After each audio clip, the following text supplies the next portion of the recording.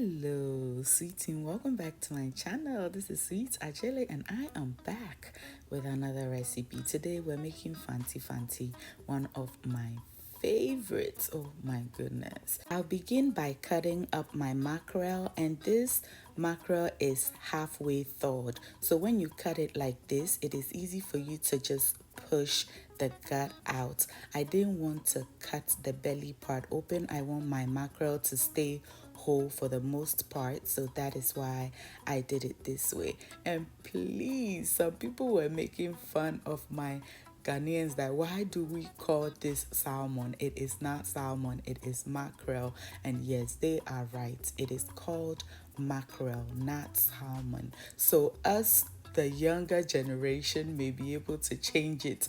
Why they call it salmon, I have no idea, but please let us try to do the right thing. I'll also go ahead and cut up some tilapia, give everything a second wash, and set it aside.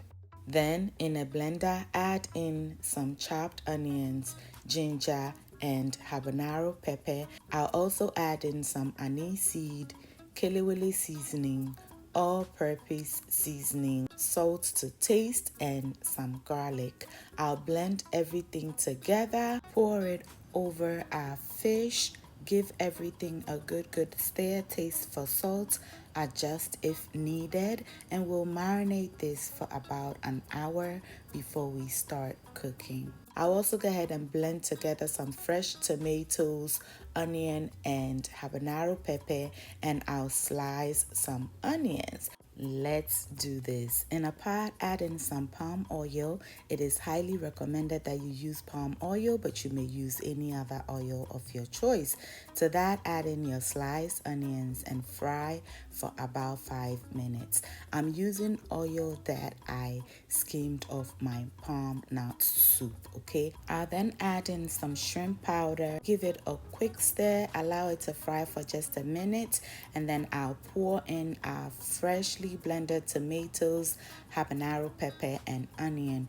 Give everything a stir, bring it to a boil. Once it boils, we'll allow it to simmer beautifully until all the oil begins to settle on top of it. At this point, our fish have been marinating for about an hour, so it is time for us to add in our shrimps. It doesn't take too long to absorb to the marinade, so you always want to add it in last, but you can add it all together if you wish. Back to check on our stew. It is looking good.